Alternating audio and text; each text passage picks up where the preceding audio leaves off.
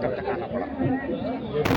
मैं उत्तर प्रदेश के बंजारा समाज को अनुसूचित जनजाति में शामिल करने के लिए 1993 से लड़ाई लड़ रहा हूँ। उत्तर प्रदेश सरकार ने सर्वप्रथम 1993 में प्रस्ताव भारत सरकार को भेजा और उसके बाद में जो भी हमारी सरकारें आएँ वो प्रस्ताव भारत सरकार को भेजते रहें, लेकिन वो प्रस्ताव हमारा जनजाति कार्य मंत्रालय में जाकर के अटक जाता है। जनजाति कार्य मंत्रालय कहता है कि भाई आपको आरजीआई पास नहीं कर रही। आरजीआई के पास जब हम जाते हैं, रजिस्ट्रार जनरल ऑफ इंडिया के पास, जो भारत सरकार का महापंजीयन है, जब हम उनके पास जाते हैं वो कहते हैं कि साहब 1931 के आप सेंसस में नहीं थे, इसलिए हमारा जो आंकड़ा है इसलिए हम आपको अनुसूचित जनजाति का रिकमेंड नहीं करते।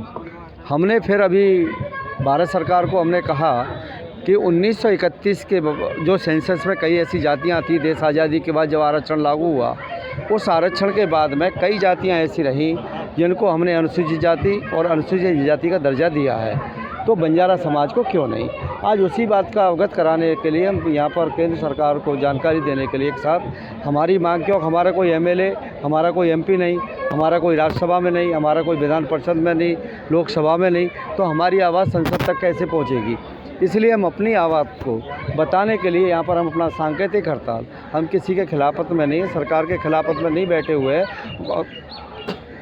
हम उनको सिर्फ जानकारी देने के लिए यहाँ पर बैठे हुए हैं कि भाई हमारा भी प्रस्ताव आपके यहाँ पर है और हमारे बंजारा समाज को भी आप आरक्षण दीजिए, जिससे बंजारा समाज आज जो सामाजिक, शैक्षिक, राजनीतिक, आर्थिक स्तर पर जो जीरो की स्थिति में है, ये भी अपने को भागीदारी लेकर के ये भी समाज अपना विकास कर सके, आगे बढ़ सके। क्योंकि देश अब इस समय अमृतकाल चल रहा है और अमृतकाल में बंजारा समाज वंचित है, तो ऐसे में हम अमृतकाल कैसे कह सकते हैं जब तक बंजारा समाज को न्याय न मिले। देखा जा रहा है कि आगामी 2024 का चुनाव भी है, अगर आपकी मांगे इस सांकेतिक धरना के माध्यम से भी उनके कान तक नहीं पहुंची या वो नहीं सुनवाई होती, तो सर 2024 का चुनाव नहीं, अब 24 का परिस्थितियाँ बताएंगी, क्योंकि मेरा युवा इस समय जाग चुका है और युवा अगर जाग जाए तो फिर उनको संभालना मुश्किल होता है। इसलिए हम सरकार को चेतावनी भी देने आए हैं कि साहब आप जागिए, हमारे समाज का जो आरक्षण है 2024 से पहले आप करिए, नहीं तो हमारा बंजारा समाज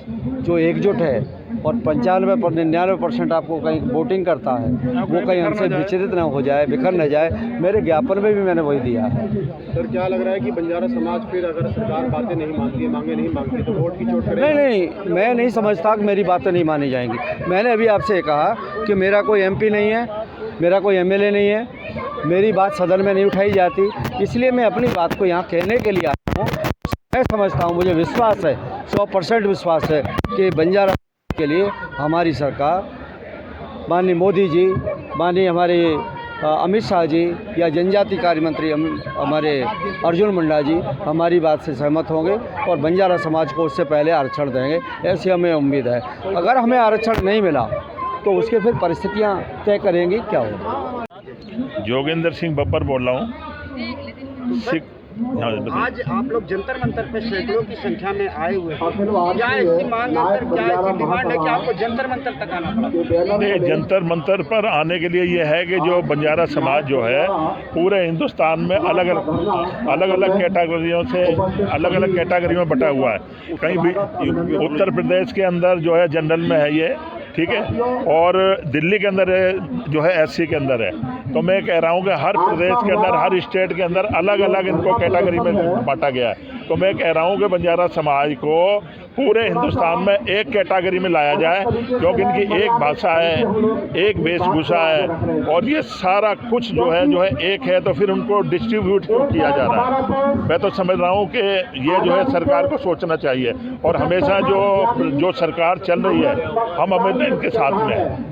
और मैं सिख समाज को भी बिलोंग करता हूँ, ठीक है जी। सिख समाज में जितने भी जो हमारे गुरु हैं उन्होंने कुर्बानियाँ दी हैं, तो मैं समझता हूँ सिख समाज के अंदर जो है ये बंजारा समाज उनसे ही मतलब एक रिलेटेड में आता है। हम या तो वो हमारे शुभचिंतक है या हम उनके शुभचिंतक है, एक दूसरे के पूरक है।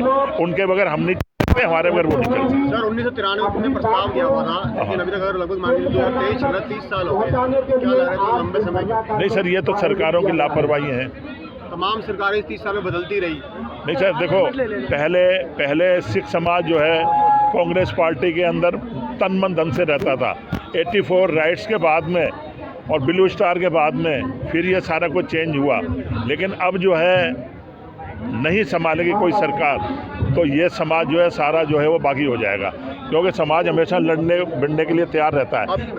लेकिन हमसे प्यार से कुछ भी करा सकते हो, लेकिन लड़के कुछ भी नहीं, प्यार के साथ कराओ, सब कुछ है। अब देखो ना, उत्तर प्रदेश के अंदर योगी सरकार है और यहाँ दिल्ली के अंदर भी जो है सेंट्रल के अंदर जो है बीजेपी सरकार है। तो जो उन्होंने यूपी सरकार ने यहाँ आरजीआई में जो प्रस्ताव भेजा है तो इस गवर्नमेंट को सोचना चाहिए। सर, इस वीडियो के माध्यम से तमाम नेताओं तक जब ये आपकी जो संगठित घटना है वो चल रहा है और तमाम जो अधिकारी हैं उन तक ये बात जब जाएगी तो क्या लग रहा है, उसमें संज्ञान लेंगे? नहीं सर, सरकार को लेना चाहिए। आप कहीं ना कहीं चैनल के माध्यम से बात पहुंचेगी तो आपको उम्मीद है? सर, सोशल मीडिया का ज़माना है, जरा से एक कोई नीम का पत्ता तोड़ लेता है, ठीक है, वो कहता है चलो नीम का पत्ता लूँ, डायबिटीज के अंदर काम आएगा, तो वो डायबिटीज के अंदर काम आता है। स्ट्रीम मीडिया पे भी जाएगी? नहीं, बिल्कुल जा रही है। और नहीं, सरकार को सोचना चाहिए, या तो सेंटर के अंदर भी वही सरकार है। उत्तर प्रदेश की हमारी यही मांग है कि सेंटर के अंदर जो सरकार है वही हमारी क्या कहते हैं उत्तर प्रदेश के अंदर है, तो ये काम क्यों ना होना चाहिए, बीच में तो रुकावट होनी नहीं चाहिए। ठीक है, मैं तो कह रहा हूँ सरकार को सोचना चाहिए। सरकार को फिर मैं एक बार मतलब विनम्र निवेदन करता हूँ कि इस समाज को आप अपने साथ जोड़ के रखिए। ये समाज जो है तन मन धन से हमेशा आपके साथ रहा है और रहेगा। अगर आप हमारी बात को नहीं भी मानेंगे तो सब वो जब मौका आएगा जब देखेंगे।